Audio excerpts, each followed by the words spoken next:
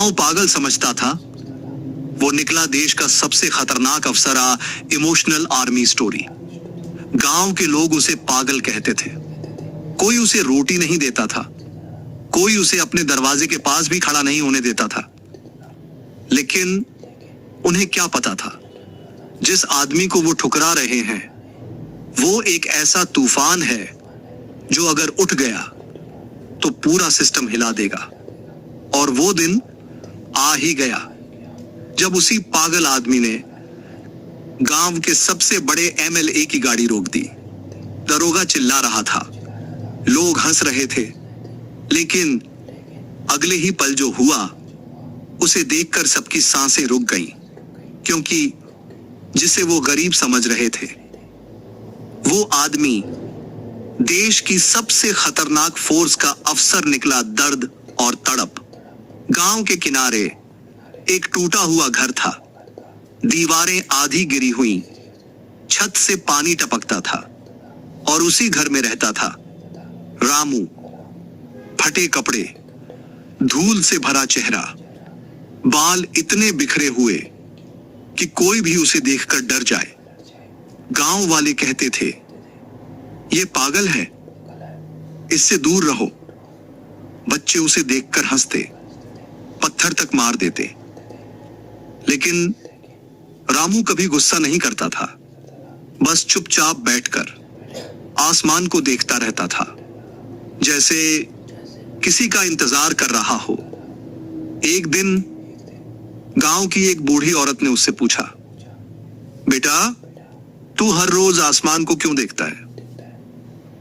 रामू मुस्कुराया और धीरे से बोला, क्योंकि वहां से कोई आएगा जो मुझे पहचान लेगा। औरत की आंखें भर आईं, लेकिन गांव वाले अब भी उसे पागल ही समझते थे।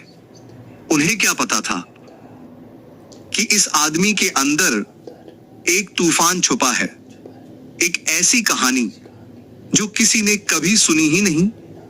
अगले दिन गांव में अचानक हलचल मच गई। एमएलए का काफिला आने वाला था। पूरे गांव को सजाया गया। लोग लाइन में खड़े हो गए।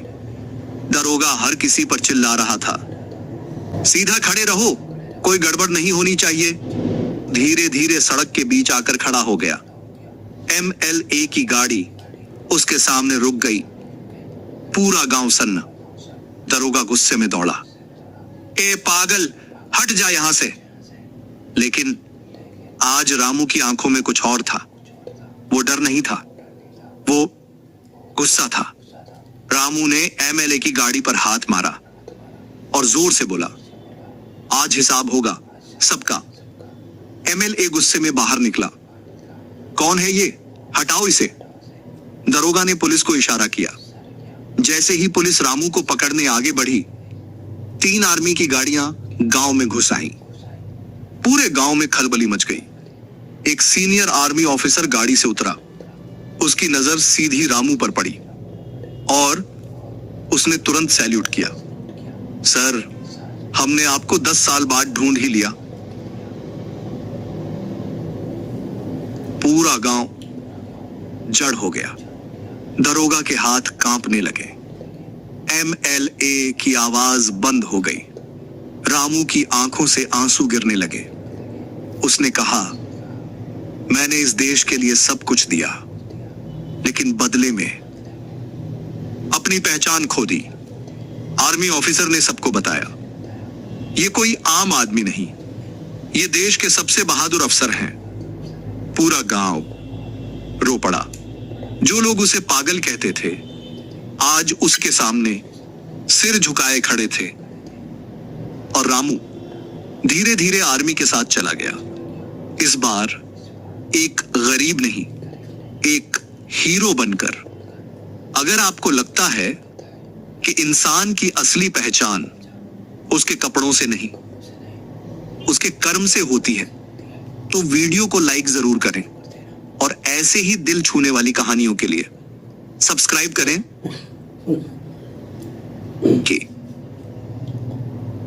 तो गैस, आपको क्या लगता है कि आपके गली मोहल्ले में भी है कोई ऐसा रामू जिसे आप समझते हो पागल है और गरीब है, और अंत में वही कुछ सालों बाद निकले देश का सबसे बड़ा अफसर या देश का सबसे बड़ा करोड़पति। क्या लगता है आपको? आपने कोई ऐसी कहानी सुनी है रियल लाइफ में भी? क्या ऐसा कोई है जिसे आपने देखा हो कि सालों से कूड़े के ढेर में रहता है, सड़कों पर पड़ा रहता है, और जब उसकी सच्चाई धीरे धीरे पता चली आपको? कितने ऐसे किस्से ही यूट्यूब पे, इंस्टाग्राम पे वायरल होती हैं, जो लोग घर से बेघर हो जाते हैं या वो घर बार छोड़ देते, साधु बन जाते हैं, जब वो अपनी रियलिटी बताते हैं कि मैं करोड़पति रह चुका हूँ, मेरे इतने बंगले, इतनी गाड़ियाँ थी, और अभी वो सड़कों पर घूम रहे हैं। तो उन्हें देखकर दिमाग घूम जाता है कि इतना पैसा होने के बावजूद भी कैसे घूम सकते हैं भाई। तो ये कहानी रियल है और ऐसा होता है। बहुत से लोग सड़कों पर ऐसे ही घूम रहे हैं क्योंकि उन्होंने सब कुछ त्याग चुके हैं, अपनी धन दौलत, और कोई तो अपना घर बार छोड़ के प्रेशर में, इतने करोड़पति पैसा होने के बावजूद सब त्याग के ऐसे ही घूमते रहते हैं। और रियलिटी है।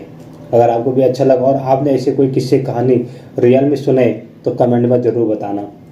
मिलते हैं नई जानकारी नए रिव्यू के साथ। तब तक के लिए बने रहिए मेरे साथ, स्वस्थ रहिए, मस्त रहिए, मेरे साथ यूँ जुड़े रहिए। तब तक के लिए बाय।